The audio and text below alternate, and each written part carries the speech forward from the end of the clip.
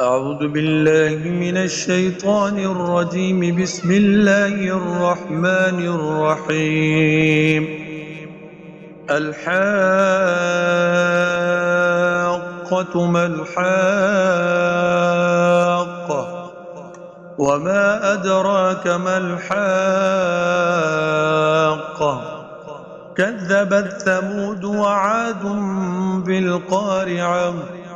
فأما ثمود فأهلكوا بالطاغية، وأما عاد فأهلكوا بريح صرصر عاتية سخرها عليهم 7 ليال و8 أيام حسوما، فترى القوم فيها سرعا كأنهم أعجاز نخل خاوية، فهل ترى لهم من باقية.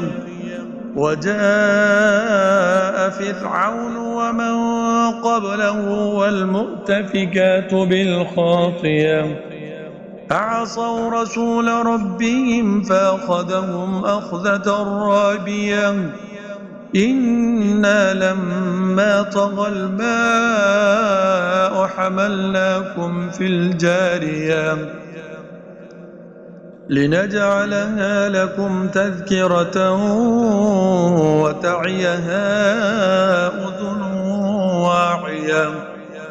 فإذا نفخ في الصور نفخة واحدة وحملت الأرض والجبال فدكتا دكة واحدة، فيومئذ وقعت الواقعة. وانشقت السماء فهي يومئذ واهية، والملك على أرجائها ويحمل عرش ربك فوقهم يومئذ 8. يومئذ تعرضون لا تخفى منكم خافية.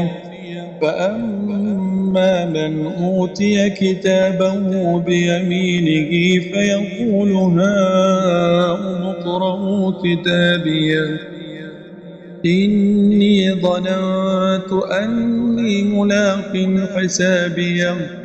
فهو في عيشة راضية في جنة عالية قطوفها دانية.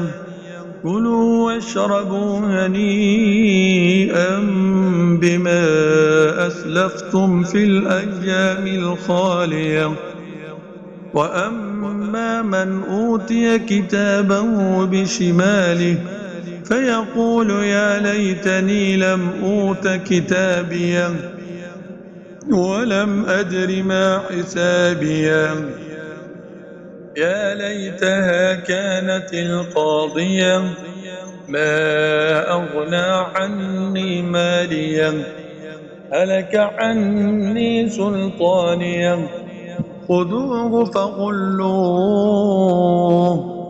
ثم الجحيم صلوه ثم في سلسلة ذرعها 70 ذراعا فاسلكوه إنه كان لا يؤمن بالله العظيم ولا يحض على طعام المسكين. فليس له اليوم هاهنا حميم ولا طعام إلا من غسلين لا يأكله إلا الخاطئون. فلا أقسم بما تبصرون وما لا تبصرون إنه لقول رسول كريم وما هو بقول شاعر قليلا ما تؤمنون ولا بقول كاهن قليلا ما تذكرون. تنزيل من رب العالمين. ولو تقول علينا بعض الأقاويل لأخذنا منه باليمين ثم لقطعنا منه الوتين فما منكم من أحد عنه حاجزين وإنه لتذكرة للمتقين وإنا لنعلم أن منكم مكذبين فإنه لحسرة على الكافرين وإنه لحق اليقين فسبح باسم ربك العظيم